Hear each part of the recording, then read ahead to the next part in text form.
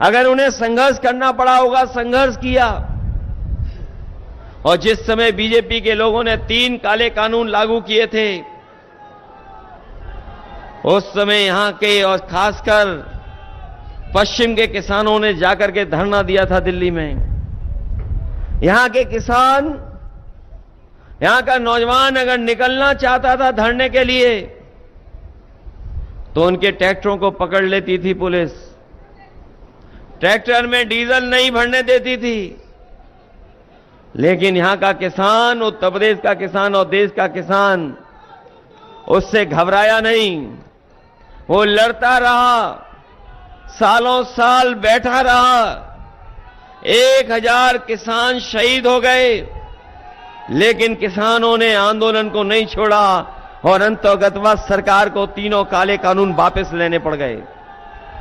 3 काले कानून वापस हो गए। आज भी किसान आंदोलन कर रहा है। वो अपनी एमएसपी की मांग कर रहा है कि एमएसपी को लेकर के कानूनी अधिकार मिले किसानों को। लेकिन ये सरकार अभी भी सुन नहीं रही है। हम अपने किसान भाइयों को कहना चाहते हैं, समाजवादी पार्टी और इंडिया गठबंधन जिस समय जीतेगा तो हमारे किसानों को एमएसपी का अधिकार देकर के उनको खुशहाल बनाने का काम होगा। जो लोग कहते हैं कि गरीबी नहीं मिटेगी, हम उनसे कहना चाहते हैं कि जिस समय हमारा किसान खुशहाल हो जाएगा, गरीबी अपने आप मिटना शुरू हो जाएगी। गरीब खुशहाल होगा, किसान खुशहाल होगा तो गरीबी भी मिट जाएगी। जिस सरकार ने किसान को धोखा दिया हो और नौजवान जिसकी सरकार में परेशान रहा हो, वो सरकार बचेगी कैसे? हमारे नौजवानों को याद होगा, ये नौजवान पढ़ लिख करके, मेहनत करके, कोचिंग कर करके परीक्षा की तैयारी करते हैं। जब भी सरकार ने परीक्षा लिखाई और परीक्षा की तारीख दी, लेकिन जैसे ही परीक्षा हुई पेपर लीक हो गया। इस सरकार में कोई एक पेपर लीक नहीं हुआ है। जितनी भी परीक्षाएं सरकार ने कराई, सबके पेपर लीक हुए हैं। लगभग 10 परीक्षाओं के पेपर लीक हो चुके हैं। और जब आखिरी में अभी पुलिस भर्ती की परीक्षा हुई थी, बड़े पैमाने पे नौजवान निकल करके परीक्षा दे करके आए थे। लाखों लाख पूरे उत्तर प्रदेश में परीक्षा देने गए थे। लेकिन इस सरकार ने जानबूझ करके परीक्षा का पेपर लीक करा दिया। हमारे नौजवान सड़कों पे आ गए। मैं उन दिनों जहां भी गया, नौजवान परीक्षा रद्द कराना चाहते थे। परीक्षा रद्द हो उसके लिए निकल पड़े थे। सरकार को स्वीकार करना पड़ा और परीक्षा रद्द हो गई। मैंने कई बार गणित बताया और मैं फिर बताता हूं मेरठ में, और यहां पर बताना इसलिए जरूरी है कि यहां तो प्रधानमंत्री भी आए हैं और योगी जी और जो मुख्यमंत्री जी इतने घबराए हुए हैं मेरठ से कि मेरठ को छोड़ने का नाम ही नहीं ले रहे हैं। हमें सुनने में आया है कि कई बार आ चुके हैं, इतने घबराए हुए हैं समाजवादी पार्टी की प्रत्याशी से, सुनीता वर्मा से इतने घबराए हुए हैं कि बार बार मेरठ आ रहे हैं। हम उनसे कहना चाहते हैं कि जो 60 लाख का हिसाब है, अगर वो आपको समझ में आ जाएगा तो उत्तर प्रदेश भी आपको छोड़ना पड़ेगा। 60 लाख बच्चे परीक्षा नहीं दे पाए, जिनका भविष्य अंधकार में डाल दिया सरकार ने। और अगर उनके मां बाप को भी जोड़ दें तो एक परिवार के 3 सदस्य, अगर 3 का गुणा कर दें हम 60 लाख में, तो 1 करोड़ 80 लाख बनता है। और यही 1 करोड़ 80 लाख अगर हम 80 लोकसभा से भाग दे दें तो हर लोकसभा में भारतीय जनता पार्टी का 2,25,000 वोट कम हुआ है। तो सोच लीजिए, जब किसान और नौजवान इनके खिलाफ खड़ा हो तो भारतीय जनता पार्टी का सफाया होगा कि नहीं होगा सफाया। जहां ये परीक्षा जानबूझ करके लीक करा रहे हैं, इसलिए लीक कर रहे हैं क्योंकि नौकरी न देनी पड़ जाए। क्या आप सोच सकते हैं, यहां पर बीजेपी की सरकार, जहां पर परीक्षा लीक हो रहे पेपर, वो बीजेपी की सरकार, दोनों जगह बीजेपी की सरकार। और अगर ये लोग सावधान हो गए होते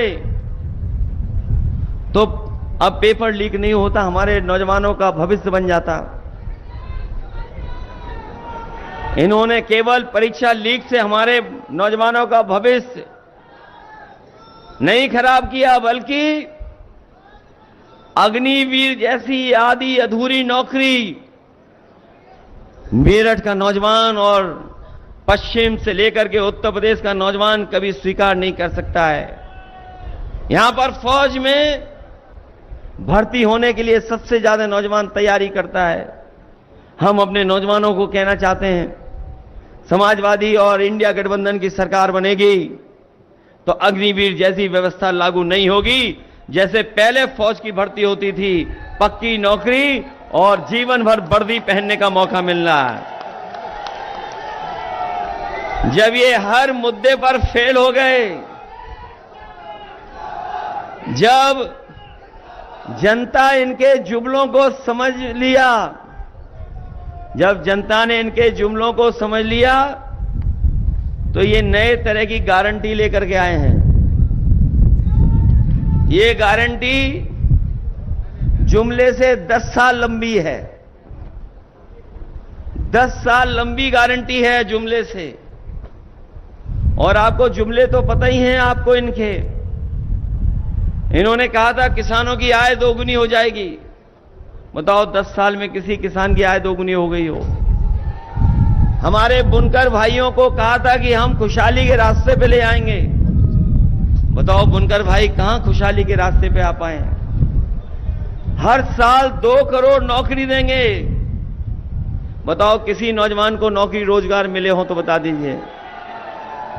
लखनऊ में बड़े बड़े आयोजन हुए थे निवेश को लेकर के, जिसमें प्रधानमंत्री, राष्ट्रपति, देश के बड़े बड़े उद्योगपति आए थे। मुख्यमंत्री ने कहा कि हमने इतने बड़े पैमाने पे एमओयू करा लिए, इतने लोग निवेश करने आ रहे हैं। बताओ मेरठ में कोई नया कारखाना या आसपास कोई नया जमीन देकर के कारखाना लगा हो तो बता दो। कोई कारखाना नहीं लगाया। ये जो गारंटी लेकर के आए हैं, ये हमें और आपको धोखा देना चाहते हैं। हम आपसे कहना चाहते हैं कि इनकी गारंटी से बचिए। ये वो लोग हैं जो कोरोना को तालियों थाली से भगाना चाहते थे। ये इनकी गारंटी नहीं है, ये घंटी है। ये गारंटी नहीं है, ये घंटी है जो बजाने के लिए दी है। और हमें और आपको बाबा साहब भीमराव अंबेडकर जी संविधान की कितनी बड़ी गारंटी देकर के गए हैं, सोचो कभी। हमें बीजेपी की गारंटी नहीं चाहिए। हमें बाबा साहब भीमराव अंबेडकर जी ने जो संविधान की गारंटी दी है, वो हमें संविधान की गारंटी चाहिए। वो संविधान हमारे मान सम्मान की गारंटी देता है। वो संविधान हमें आपको रोजगार का अधिकार देता है। बाबा साहब भीमराव अंबेडकर जी का संविधान हमें आरक्षण का अधिकार देता है, आरक्षण की गारंटी देता है। इसलिए हमें बीजेपी की गारंटी नहीं चाहिए। बीजेपी की गारंटी वो घंटी है। हमें बाबा साहब भीमराव अंबेडकर जी का संविधान की गारंटी चाहिए। इसलिए सावधान होकर के संविधान बचाने का भी ये चुनाव है। जहां हम आपसे कह रहे हैं लोकतंत्र बचाना है, वहीं ये संविधान बचाने का भी चुनाव है। जो लोग दूसरों को भ्रष्टाचारी कहते हैं, माफिया कहते हैं, अपराधी कहते हैं, हम उनसे कहना चाहते हैं आज देश में सबसे बड़ी गोदाम भ्रष्टाचारियों की, माफियाओं की, अपराधी की कोई बनी है तो भारतीय जनता पार्टी की पार्टी की गोदाम बनी है। भारतीय जनता पार्टी की गोदाम में देश के सब भ्रष्टाचारी हैं, सब माफिया उत्तर प्रदेश के वहीं पहुंच गए हैं। ये लोग जो इलेक्टोरल बॉन्ड पे बात नहीं करना चाहते हैं, क्योंकि जैसे ही इलेक्टोरल बॉन्ड की बात होती है बीजेपी के लोग बेहोश होने लगते हैं। और इस गर्मी में अगर बीजेपी के लोगों से पूछोगे कि जो आपने चंदा लिया है इलेक्टोरल बॉन्ड से, उसका हिसाब किताब क्या है, कोई हिसाब किताब बनाने के लिए तैयार नहीं है। हम आप लोग सब जानते हैं, लोग अपने आप चंदा देते हैं, सहयोग करते हैं, मदद करते हैं। बीजेपी के लोगों ने इलेक्टोरल बॉन्ड से सहयोग नहीं मांगा, इन्होंने ईडी, सीबीआई, इनकम टैक्स लगा करके वसूलने का काम किया है। 1000 करोड़, 500 करोड़, 400 करोड़, 300 करोड़, क्या ये इतना पैसा नहीं वसूला गया? इनसे जब पूछो कि इलेक्टोरल बॉन्ड के बारे में कुछ बताओगे तो इस गर्मी में वो इलेक्टोरल मांगने लगते हैं, बेहोश हो जाते हैं, इलेक्टोरल की जरूरत पड़ती है उन्हें। बताओ इलेक्टोरल बॉन्ड ने इनका बैंड बजा रखा है कि नहीं बजा रखा है? और उसी से बचने के लिए झूठे मुकदमे लगा लिए। आप पार्टी के मुख्यमंत्री दिल्ली के, उन पे झूठे मुकदमे लगा दिए। जब इनकी बदनामी होने लगी इलेक्टोरल बॉन्ड से तो उन्होंने साजिश कर करके तमाम विपक्ष के लोगों को फंसाना शुरू कर दिया। चाहे वो आप पार्टी के मुख्यमंत्री दिल्ली के हों या झारखंड के मुख्यमंत्री, इन्होंने झूठे मुकदमे लगाए हैं। और झूठे मुकदमे आज तो लगाए ही हैं। याद होगा जब आंदोलन छिड़ा था 2 अप्रैल को, सबसे ज्यादा दलितों पर मुकदमे अगर किसी ने लगाए थे तो भारतीय जनता पार्टी ने लगाए थे। हमारे बहुत सारे नेता हैं, आप में से भी लोग होंगे जिन पे झूठे मुकदमे लगे होंगे।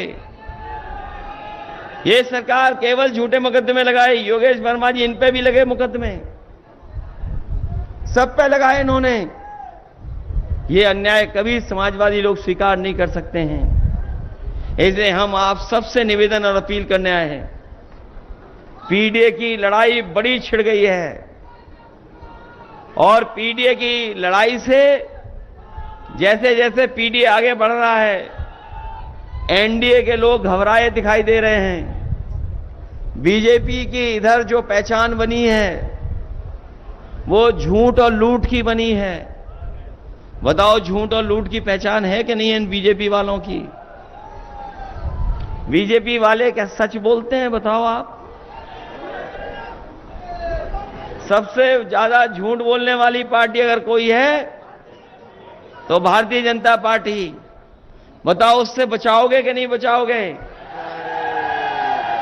और ये जो परिवार वाली बात कर रहे हैं, हमारे आपके पीडीए परिवार का मुकाबला नहीं कर सकते, क्योंकि पीडीए परिवार सबसे बड़ा परिवार है। इसमें पिछड़े, दलित, अल्पसंख्यक, मुसलमान भाई तो हैं ही हैं, आधी आबादी भी है और पीड़ित दुखी अगड़े भी हैं। हम उन तमाम लोगों को धन्यवाद देना चाहते हैं जिनके मन से राजनीतिक चेतना जागी और उन्होंने झंडा बुलंद कर दिया भारतीय जनता पार्टी के खिलाफ। ऐसे बहुत सारे साथी हैं जो परंपरागत भारतीय जनता पार्टी का सहयोग और मदद करते थे, लेकिन जिस तरीके से भारतीय जनता पार्टी ने अन्याय किया है, उनके साथ भेदभाव किया है, तमाम वो लोग अपनी पंचायत कर करके और अपने राजनीतिक चेतना का सम्मान करते हुए वो इंडिया गठबंधन और समाजवादी पार्टी की मदद करने जा रहे हैं। इसलिए आप लोग भी मदद करिए। मेरठ से जो शुरुआत होने जा रही है दूसरे चरण में, ये बड़ी जीत की आवाज होगी। यहां से जिन्होंने आजादी दिलाई हो और उस आजादी के आंदोलन में साथ दिया हो, बताओ बीजेपी से भी आजादी दिलाओगे? और महंगाई कहां है, बेरोजगारी कहां है, वो आप सब जानते हो। चरम सीमा पर महंगाई है, बेरोजगारी चरम सीमा पर है। इसीलिए न बेरोजगारी की बात कर रहे हैं, न ये रोजगार देने की बात कर रहे हैं। जो जो समाजवादियों ने काम किए वो आज भी दिखाई देते होंगे सड़कों पर। आज अगर एम्बुलेंस चल रही है और अगर आप फोन मिलाते होंगे एम्बुलेंस के लिए, तो एम्बुलेंस आपकी मदद करने पहुंचती है। जो समाजवादियों ने अच्छी योजना बनाई थी, बीजेपी वालों ने वो योजना भी खराब कर दी। बताओ एम्बुलेंस वाली योजना खराब कर दी कि नहीं कर दी? और यहां पर तो वो समय भी देखा जब डॉक्टर लूट कर रहे थे गरीबों से, क्योंकि सरकारी अस्पतालों में इलाज नहीं है, मेडिकल कॉलेज में सुविधाएं नहीं है। एमआरआई कराना चाहोगे तो पैसा वसूला जाएगा, अगर आप अल्ट्रासाउंड से लेकर के एक्सरे कराओगे तो पैसा लूटा जाएगा। आज गरीब इलाज नहीं करा पा रहा है। इन बीजेपी के लोगों ने 10 साल दिल्ली के और 7 साल उत्तर प्रदेश में एक भी कोई ऐसा जिला अस्पताल नहीं बनाया।